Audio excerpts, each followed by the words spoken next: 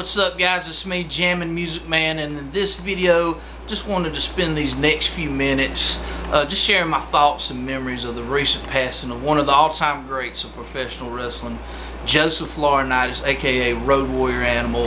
And of course, Animal was one half of probably the greatest tag team of all time, the Road Warriors, aka the Legion of Doom. And I just want to spend these next few minutes just reflecting on his career. And I also have some DVDs here that I got out of my collection of some classic wrestling shows that featured the Road Warriors. But basically, Joseph Laurinaitis, he grew up in the Minneapolis, Minnesota area, as well as his future tag team partner, Mike Hegstrand. And there was a lot of guys that came out of the Minneapolis, Minnesota area that became legends, like Mr. Perfect, Rick Rude, Barry Darsow, aka Demolition, Smash, ton of folks. But you know, Laurinaitis and Mike Hegstrand, you know, they met each other as teenagers. Mike Hegstrand was kind of known as the neighborhood tough guy. He was a bit of a scrapper, and they quickly became friends and got into weightlifting, and they became bouncers, and then they ended up wanted to become wrestlers. And I can't remember the name of the guy who trained them, but soon thereafter, I believe Mike got sent off to maybe Canada to be a wrestler, and I think Road Warrior Animal, I think he wrestled maybe like the Independence in Minnesota. Then he found his way to Georgia Championship Wrestling. And for some of you young people out there who don't know, Georgia Championship Wrestling aired on TBS from like the early 70s all the way up until like the mid 80s, and I believe they aired on the Saturday night time slot at 6:05, which a lot of us remember as the WCW time slot on Saturdays. And when Road Warrior Animal came to Georgia Championship Wrestling, he was just the Road Warrior, and the gimmick was kind of like he wore a lot of like biker clothes. He looked like a member of the Village People. And soon thereafter, there was a stable that was formed, the Legion of Doom, which consisted of Jake Roberts, the Spoiler, I believe King Kong Bundy was in the stable and he had hair, and the Road Warriors. And the stable was together for, you know, a couple of months, and it just quickly dissolved where it was just Hawk and Animal, and they became the Road Warriors. I think after the NWA took over the 6:05 time slot in '85, or I believe the WWF. I think the WWF, that's right, the WWF took over the Saturday night 6:05 time slot in '84. So I guess Georgia Championship Wrestling was over by '84, and I think the Road Warriors, either they went to the AWA or they went to Japan, and they wrestled for All Japan, and they were, you know, a huge success over there. They were one of the few American wrestlers to go to Japan and just find huge success. And then they found their way back in the NWA around '85 or '86, and, you know, became megastars, and they were involved with feuds with Ivan and Nikita Koloff, the Four Horsemen, the Skyscrapers. And then in 1990, they found their way to the WWF and ended up winning the tag team titles from Demolition. And I believe it was, they were together for like 2 years in the WWF, and they had their final match at SummerSlam '92. And after that, I believe the Road Warrior Hawk, you know, would wrestle in Japan. And you know, I remember from like '93 to like '95, it's like you would see Road Warrior Animal for a while in WCW, and he would disappear, and then Road Warrior Hawk would show up. So we went a few years back in the early '90s where you didn't see them together, but in '96 they would return to the WCW for a few months. I believe they returned on like an episode of Monday Nitro, and they were involved with a feud with Sting and Lex Luger and during this time, because Sting and Luger were the tag team champs. And like I said, they were only there for a few months, and then in '97 they were back in the WWF, and they had one of my all-time favorite WrestleMania matches, that Chicago Street Fight, where LOD teamed up with Ahmed Johnson to take on the Nation of Domination. That's a classic that I recommend you guys checking it out. Then you know, in '98, you know, things were kind of getting stale with the tag team, and then they had that big return. They had that huge pop at WrestleMania 14 where they were LOD 2000, where they had Sonny as their manager.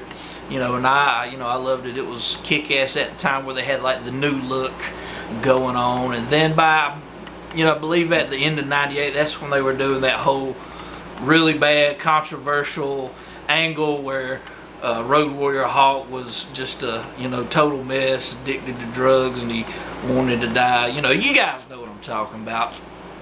And I think after that, I remember Road Warrior Animal being there for those last few months in WCW in 2000, 2001. I believe Road Warrior Animal was a part of Ric Flair and the Magnificent Seven. If you guys still remember that, I think Animal was in that group. And then, of course, in 2003, the Road Warriors had a brief return in the WWF. And then soon after that, Hawk passed away. I believe it was 2003. And then here recently, we just ended up losing Road Warrior Hawk.